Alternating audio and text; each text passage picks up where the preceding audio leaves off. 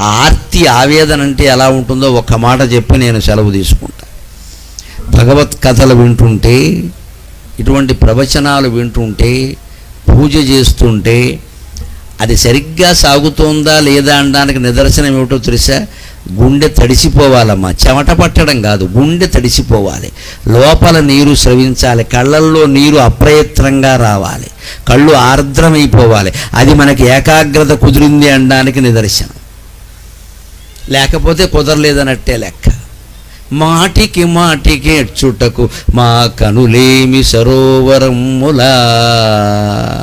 భక్త కవి అంటున్నాడు, పరమేశ్వర నిన్ను తలుచుకుంటే చాలు కన్నీళ్ళు వస్తున్నాయ్యా, కానీ నా కళ్ళేమన్నా చెరువులా, ఎంతకాలమే అడవమంటావు ఇలాగా, అంత నీరు ఈ కళ్ళల్లో లేదయ్యా. మాటికి మాటికి ఎచ్చుటకు మా కనులేమి సరోవరములా. చెట్టు మీద పిట్ట గూడు పెట్టినప్పుడు గమనించండి అమ్మా, పిచ్చుకలు కానీ ఏవైనా కానీ చెట్టు మీద గూడు పెట్టినప్పుడు ఆ ఎదిగి ఎదగని పిల్లలు పసి పొదుగులు అంటాయి, వాటికి రెక్కలు కూడా రావు పాపం, ఆ గూడులో ఉంటాయి. పొద్దున్నే తల్లి పిట్ట తండ్రి పిట్ట రెండు వేటకి వెళ్ళిపోయాయి. ఈ పిల్లలకి ఏమిటి అంటే ఆ తల్లో తండ్రో ఏదో తెస్తారు, తెచ్చే వరకు వీటికి తిండి లేదు, వీటంతటి పై గూడు పైకే రాలేవు, పైకి ఎక్కడ దూతాయి. ఈ వీటికి రెక్కలు వచ్చే వరకు కాపాడడం వాటి బాధ్యత. కానీ ఆశ్చర్యం ఏమిటంటే లోకం ఎలా ఉంటుంది అంటే మానవులైనా పక్షులైనా ఒకటే, మృత్యు ఎప్పుడు వస్తుందో ఎవరికీ తెలియదు. ఈ వెళ్ళిన తల్లి పిట్ట తండ్రి పిట్ట రెండు గూటికి తిరిగి వస్తాయని ఏమైనా గ్యారంటీ ఉందండి? ఏ పోయేవాడో తల్లిని వేసేయచ్చు, తండ్రిని వేసేయచ్చు, వీలైతే రెంటిని వేసేయచ్చు. ఈ పిల్లల గతి ఏమిటి? అలాగా తల్లి పిట్ట తండ్రి పిట్ట వేటగడితే సాయంత్రం ఎప్పుడు అవుతుందా, మా అమ్మో నాన్నో ఎప్పుడు వస్తారా, మా కోసం ఏమన్నా చిదుగులో పురుగులో మాంసం మొక్కలో కూర మొక్కలో ఏవైనా ఎప్పుడు పట్టుకొస్తారా, అది నేను ఆశగా తిందావా అని పిల్లలు ఎదురు చూసినట్టుగా పరమేశ్వర సాక్షాత్కారం కోసం మనం ఎదురు చూడాలి. అంత ఆవేదన ఉండాలి, అంత ఆవేదన ఉండాలి. అంతేగాని ఊరికి ఎంతసేపు కోరికలు కోరడం కాదమ్మా. మా అబ్బాయికి ఉద్యోగం రాలేదు, అమ్మాయికి పెళ్ళి అవ్వలేదు, దిక్కుమాలిన కోరికలు అంటారు వీటిని.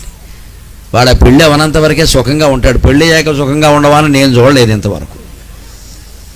ఎందుకు ఆ పెళ్ళి, దాని గురించి అంత తాపత్రయపడ, అయ్యే పెళ్ళి అవుతుంది, గంతకు తగ్గ బొంత అని వాడికి తగ్గిన బొంత ఎక్కడో ఉంటుంది, అది వస్తుంది. వద్దన్నా సరే వాడిని బొంత పురుగులా గరుస్తుంది, అనుమానం లేదు.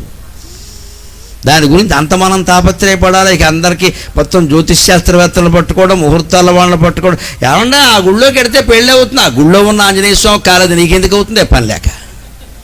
గుళ్ళోకి వెళ్ళేది పెళ్లి కోసమా? మరి పెళ్ళి అయ్యాక కూడా గుళ్ళోకి ఎందుకు వెడుతున్నారండి? అప్పుడు మళ్ళీ బాధలు వేరే. అంటే ఈ ఏడుపు ముందే ఉంటే బాగుండేది కదా, కనీసం పెళ్లి కాకుండా ఉంటే ఆ బాధ అయినా తగ్గేది కదా. ఊరికే తొందరపడి పెళ్ళి పెళ్ళి పెళ్ళి పెళ్ళి అని చేసేసుకోవడం, ఇక్కడ అయిపోయిందని ఏడవడం, ముందు ఏడిపోయి వెనక ఏడిపోయి, దేనికి ఇంకా జీవితం ఇది? ఆలోచించాల్సింది ఇదే. బయటికి మేతకెళ్ళినటువంటి తల్లి పెట్ట తండ్రి పెట్ట సాయంత్రానికి తిరిగి వస్తాయో లేదో తెలియదు కదా.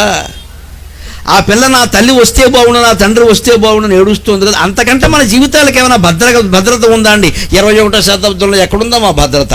ఊరు కల్తీ, కూరగాయలు కల్తీ, ఊరగాయలు కల్తీ, పాలు కల్తీ, నీళ్లు కల్తీ, సమస్తం కల్తీ. ఎందుకంటే మనుషుల మనస్సులు కల్తీ.